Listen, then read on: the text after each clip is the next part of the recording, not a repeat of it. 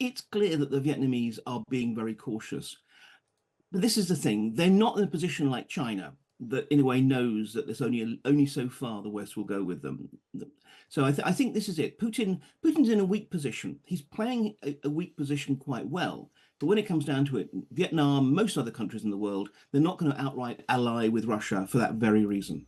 So Vladimir Putin has been touring East Asia this week as he tries to offset Russia's international isolation following the invasion of Ukraine.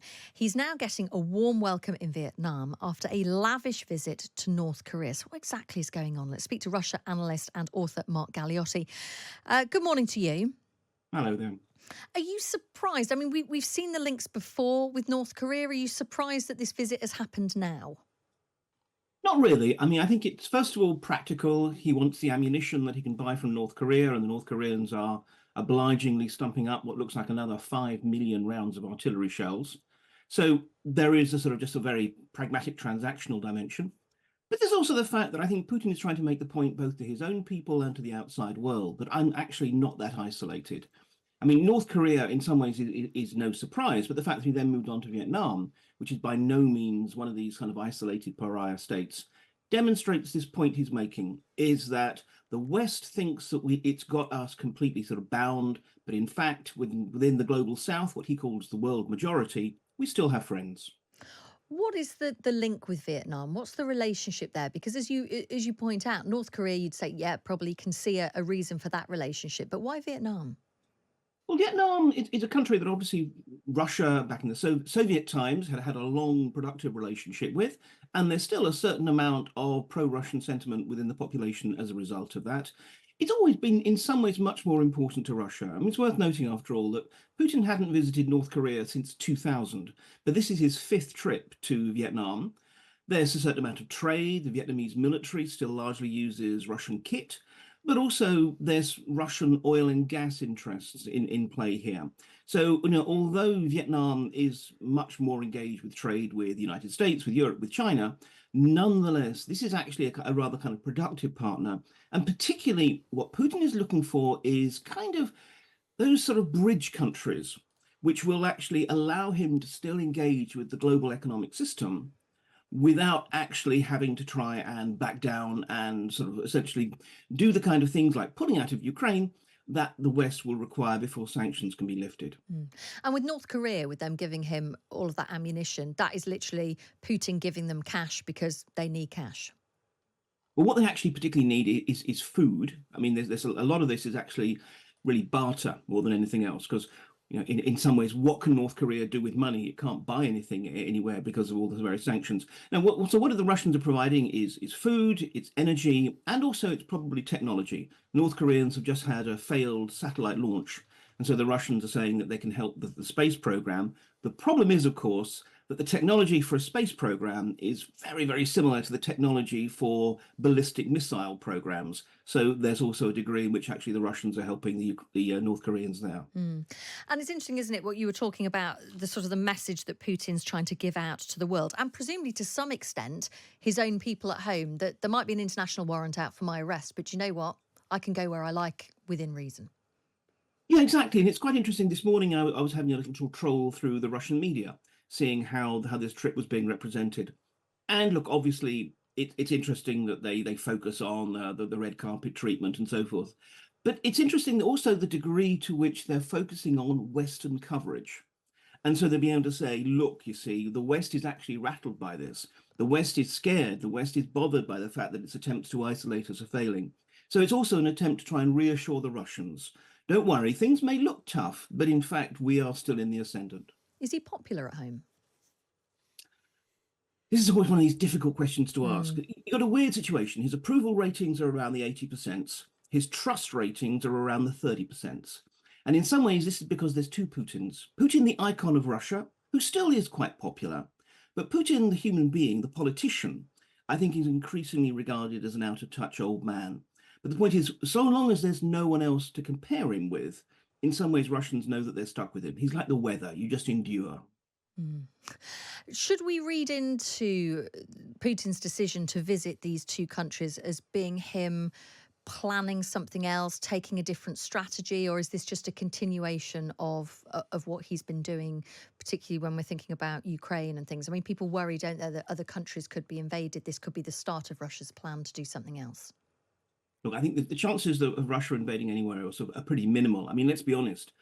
97% of their ground forces are currently engaged, or operational ground forces are currently engaged with the struggle in Ukraine. And they're not winning there, except very, very slowly, incrementally, a kilometer here, a kilometer there. So they just simply don't have the resources to engage in any other military adventures, even if they wanted to. Now, what this is really part of Putin's wider strategy to try and build some kind of alternative world order. You know, he has the kind of all the structures of the world as he sees it arrayed against him. So he's trying to piece together alliances and connections to give him some kind of alternative. And it's interesting that Vietnam, for example, is even now apparently thinking about joining the BRICS economic bloc.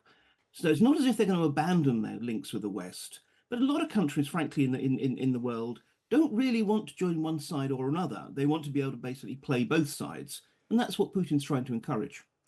And, you know, we've had one text coming in here, which was exactly the question I wanted to ask you. What is there a danger from Vietnam's perspective that the West would slap sanctions on them for cooperating with Putin?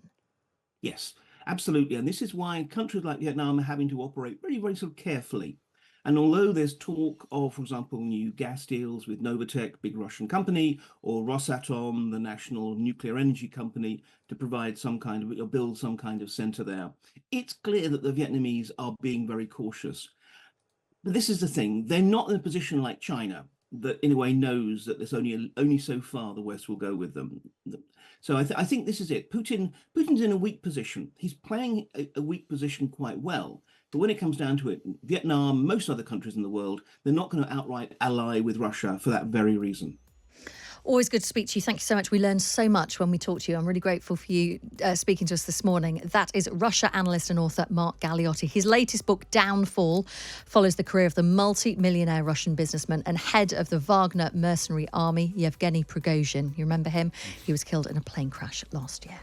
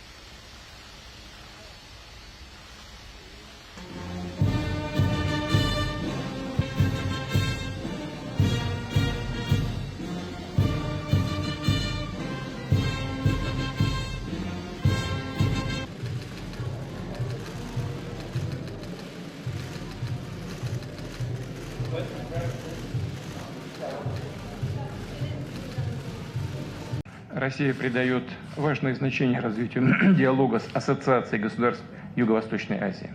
Và Nga cũng coi trọng phát triển đối thoại với ASEAN. Одним из ведущих членов, который является Вьетнам. Mà Việt Nam là một trong những thành viên dẫn đầu. В следующем году мы также будем отмечать сразу несколько знаменательных дат. Và vào năm sau thì chúng ta cũng sẽ kỷ niệm một số ngày lễ quan trọng. Это и установление дипотношений 75 лет, и освобождение Юга Вьетнама 50 лет. Gồm 75 năm thiết lập quan hệ ngoại giao, 50 năm giải phóng miền Nam thống nhất đất nước. Будем рады видеть вас на праздновании 80-летия Победы в Великой Отечественной войне в Москве. Và chúng tôi cũng sẽ rất là vui mừng đón tiếp đồng chí tại lễ 80 năm chiến thắng trong cuộc chiến tranh vệ quốc vĩ đại.